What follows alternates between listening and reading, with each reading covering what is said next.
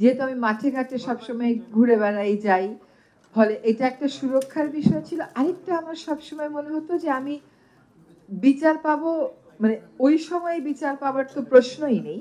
কিন্তু আমার চাইতে আসলে অনেক মানুষের অনেক বেশি কষ্ট হয়েছে। আপনি যদি আজকে মায়ের ডাকের যারা সদস্য আছে তাদের কথা ভাবেন, তাদের তুলনায় আমার কষ্টটা কিচ্ছু না। এখন বিচারকে আপনি কিভাবে দেখেন?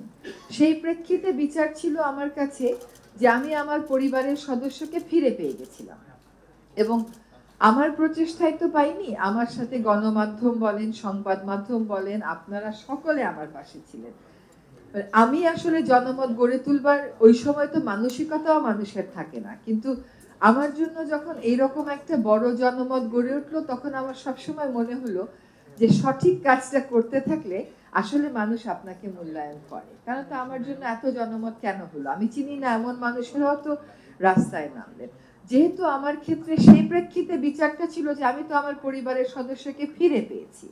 বাকি বিচার আপনি যাদের নাম বললেন, রেজাউল, আমরা ওদের ওই সময় তো ওদের কাছ থেকে বিচার পাওয়ার কোনো সুযোগই ছিল না, বরং আপনি রাজমিস্ত্রির কাজ ধরে ফেলেছিলেন, আমি হয়তো সেটা ধরতে পারতাম না।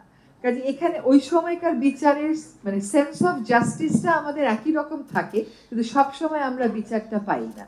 ফলে এটা নিয়ে আমি ব্যক্তিগত মানে আমার পর্যায়ে আমি এটা কোথাও কখনো বেশি বলিনি।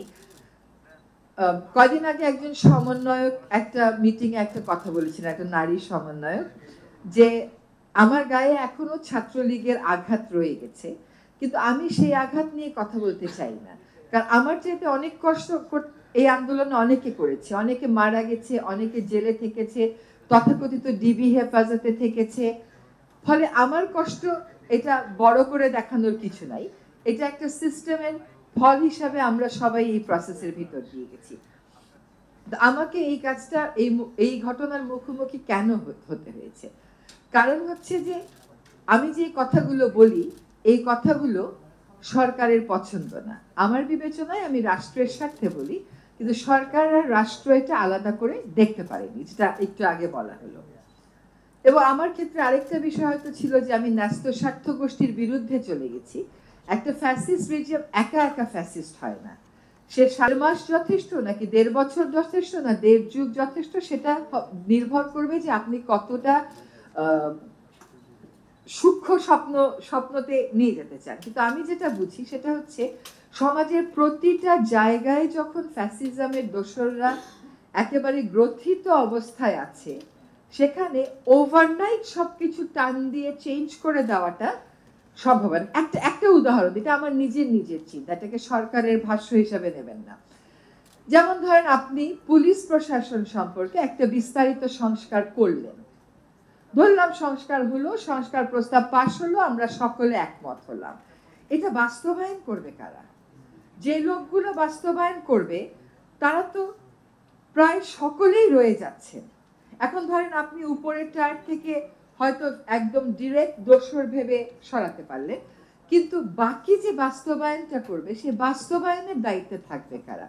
দীর্ঘদিন পুলিশের থেকে সরে আসি, আমাদের সাধারণ মানুষের দিকে আসি। দীর্ঘদিন ফ্যাসিজমের আবহে থেকে থেকে আমরা কি চিন্তা চেতনায় যথেষ্ট মুক্ত, স্বাধীন এবং সঠিক? এই জায়গাটাও কিন্তু একটা বড় চিন্তার ব্যাপার আছে। আমরা সংস্কার করে দিয়ে গেলেও আমরা কি আসলে মুক্তভাবে স্বাধীনভাবে অনেকেই ভাবতে পারি, নাকি এইভাবেই অ্যাডজাস্ট করে চলতে হবে সমাজে? এটাই আমাদের আচরণে চলে এসেছে। ফলে সংস্কার করা সম্ভব, নিয়মে কাগজে সংস্কার করা সম্ভব। এখনো বাংলাদেশে যে আইন কানুন ছিল, সেই আইন কানুনগুলো যদি জনস্বার্থে মানা হতো, জনস্বার্থে ব্যাখ্যা হতো, জনস্বার্থে প্রয়োগ হতো, তাহলে হয়তো এই অসহায়ত্বের মধ্যে আমরা পড়তাম না। ফলে আমাকে যদি স্বপ্নের কথা বলেন, আমি বলবো আমার স্বপ্ন, আমার এটাও তো একটা স্বাধীনতা।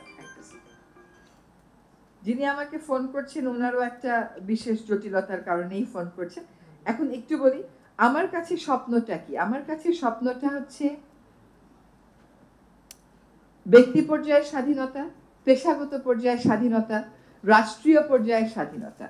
আমার কাছে হচ্ছে আমি যে মত প্রকাশ করতে পারছি, আজকে যে কথাগুলো বলতে পারলেন, এই কথাগুলো কোনোদিন তো বলতে পারেননি। কতদিন আগে মায়ের ডাকের একটা অনুষ্ঠানে গেলাম জাদুঘরে, ওরা বললো এই জায়গায় যে আমরা অনুষ্ঠান করতে পারবো, আমরা কোনোদিন ভাবতেই পারিনি, কারণ বেশিরভাগ সময় তাদেরকে রাস্তায় অনুষ্ঠান করতে হয়েছে।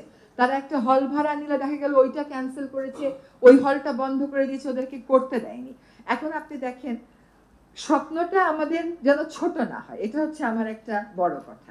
অনেক দিন দলীয় শাসন, অপশাসন, ফ্যাসিবাদের মধ্যে থেকে থেকে কতগুলো জিনিসকে আমরা সমাজে নর্মস হিসাবে ধরে নিয়েছি, কিন্তু সেগুলো আসলে সমাজে নর্মস হতে পারে না। ওইখান থেকে নিজেদেরকে আমাদের বুঝাতে হবে যে আমরা আসলে সত্যিকার অর্থে একটি আদর্শ রাষ্ট্রের জন্য যাত্রা শুরু করতে চাই। একটা আদর্শ রাষ্ট্র পাওয়া 1.5 বছর, 1 বছর, 2 বছর, 6 মাসের ব্যাপার না, কিন্তু যাত্রাটা আমাদের জন্য দৃঢ়ভাবে শুরু হয়। আমরা মত প্রকাশের স্বাধীনতা যেমন চাই, আমরা চিন্তার স্বাধীনতাও তেমন চাই। সবচাইতে বড় স্বাধীনতা আমাদের দরকার হচ্ছে যে আমি আমার বিচারটা পাবো। কিন্তু আমরা শুধু বিচার মানে একটা অর্ডার বা একটা জাজমেন্ট, তা কিন্তু না। জাজমেন্ট আর অর্ডার কিন্তু বিচার না, এটার বাস্তবায়নটা বিচার। সময় মতো আপনি বিচার না পেলে, সময়ের 20 বছর পরে গিয়ে বিচার পেলে, 30 বছর পরে গিয়ে বিচার পেলে, সেটা আসলে আর কতটুকুন বিচার থাকে। কাজে আমরা এমন একটা সমাজ চাই যে সমাজে সময় মতন বিচারটা হবে। সময় মতন বিচার, এখন আমি চলে গেলে আমার বিচার হবে, আপনি চলে গেলে আপনার বিচার হবে, এমনই যদি বিচারের সিস্টেম হয়ে দাঁড়ায়, তাহলে সেইগুলো তো আসলে আর সুবিচার হলো না, ইনসাফ হলো না। ইনসাফ বলে আমরা যা বুঝি, আমাদের কতগুলো স্বপ্ন সাদা কালো, কতগুলো স্বপ্ন খুবই রঙিন, কতগুলো স্বপ্ন আমার মনে হয় খুবই সাজানো, কতগুলো স্বপ্ন আবার খুবই বিক্ষিপ্ত।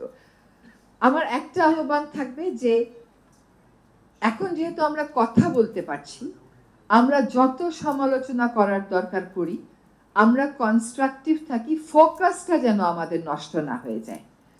এই ফোকাসটা নষ্ট হয়ে গেলে, এবং ফোকাসটা জানি আমরা ঠিক মতন ডিফাইন করতে পারি যে আসলে আমরা কি চাই, কে সেটা কতটা গুরুত্বপূর্ণ, তার থেকে জরুরি হলো কে এবং কি পদ্ধতিতে। এই পদ্ধতিটা যেন আমরা ঠিক করে ফেলতে পারি। আমরা স্বপ্নের কিছু বাস্তবায়ন শুরু হয়নি এটা আমি বলছি না। এই ঘরে, এই দেশে এখন খাদিজা মুক্ত। আজকে রেজাউল সাহেব নাম ধরে ধরে কথা বললেন, প্রীতমকে জিজ্ঞাসাবাদে কি বলেছে এই কথাটাও বললেন। কিন্তু এখানে আয়না ঘর এখন হয়তো ইনশাল্লাহ আর কোনোদিন আর আমাদের দেশে দেখতে হবে না। আমরা গুমের কনভেনশনে স্বাক্ষর করেছি, মানে অনুস্বাক্ষর করেছি। এগুলো তো স্বপ্ন বাস্তবায়নের প্রক্রিয়া। খুব দ্রুততার সাথে হয়তো আমরা চাই, খুব দ্রুততার সাথে হয়তো হচ্ছে না, পদ্ধতি নিয়ে অনেকের হয়তো আপত্তি আছে। আমরা সবগুলো কথা যেন বলি, সবগুলো কথা শোনা হয়, সবগুলো কথা পড়া হয়, সবগুলো কথা বিবেচনায় নেওয়া হয়। যেমন কোথাও একটা কাউকে নিয়োগ দেওয়া হলে সাথে সাথে অনেককে নিয়োগ দেওয়া হলে বলা হচ্ছে না ও ভালো না, সেটা কিন্তু বিবেচনায় নিয়ে বদলানো হচ্ছে। আর স্বপ্নটা তো আমি দেখব না বা সরকার দেখবে না, সকলে মিলে দেখতে হবে। যদি সকলে মিলে দেখতে হবে, যদি সরকারের সাথে যারা স্বপ্ন দেখে সকলের একটা সংযোগ স্থাপন খুবই জরুরি। কতগুলো সংস্কারের কথা হচ্ছে, বদিউল আলম সাহেব নিশ্চয়ই বলবে। এই সংস্কার প্রক্রিয়াটা শুরু হয়েছে ওই স্বপ্নগুলোকে ধারণ করে। এখন সংস্কারের প্রস্তাবনা আসা মাত্রই সংস্কার হয়ে যাবে এটা মনে করার কোনো কারণ নেই। তারপরে আমরা কি করব, কি করতে হবে, কেমন করে রাজনৈতিক ঐক্যমত গড়তে হবে, এগুলো অনেক বড় পরিসরের কাজ আমাদেরকে করতে হবে, সকলকে মিলেই করতে হবে। আর যদি আমি আমার কয়েকদিনের অভিজ্ঞতার কথা বলি বা আপনাদের থেকে যা শুনলাম, আমার নিজের কাজ করার অভিজ্ঞতা থেকে বলেছি, আমার মনে হয় কি স্বপ্নের যেভাবে করে রাষ্ট্রটা শাসিত হয়েছে, কখনো কখনো শোষিত হয়েছে দীর্ঘ সময় ধরে, তাতে রাজরাজরাদের এক ধরনের স্বপ্ন থাকে। সেই রাজরাজরাদের স্বপ্নটা হচ্ছে ক্ষমতাটা আমি কেমন করে ধরে রাখবো। আর সাধারণ মানুষের এক ধরনের স্বপ্ন থাকে, সেই স্বপ্নটা হচ্ছে যে আমাকে একটা জবাব নিতে হবে, আমার অধিকারটা আমি সংরক্ষিত করব। এই যে তাদের একটা স্বপ্ন ক্ষমতা ধরে রাখা, আর সাধারণ মানুষের স্বপ্ন হচ্ছে তার অধিকার প্রতিষ্ঠিত করা, এই দুইটা জায়গার মধ্যে একটা জবাবদিহিতা আমাদেরকে আনতে হবে। এই যদি ক্ষমতার ক্ষেত্রে জবাবদিহিতা না থাকে আর অধিকারের প্রশ্নে যথেষ্ট পরিমাণ স্পষ্টতা না থাকে, তাহলে আসলে স্বপ্ন বাস্তবায়নের পথটা বন্ধুরই থেকে যাবে। তো আমার দৃঢ় বিশ্বাস যে ক্ষমতার ক্ষেত্রে জবাবদিহিতা আমরা আনতে পারবো, অধিকারের ক্ষেত্রেও আমরা জবাবদিহিতা আনতে পারবো। আমরা বলতে আমি শুধু সরকারকে বোঝাচ্ছি না, আমরা বলতে সরকারের পাশাপাশি আমরা সক্রিয় সচেতন একটা জনগোষ্ঠীকে বোঝাচ্ছি। আমাকে এখানে আমন্ত্রণ জানানোর জন্য জিলুর ভাইকে অনেক ধন্যবাদ। আপনাদের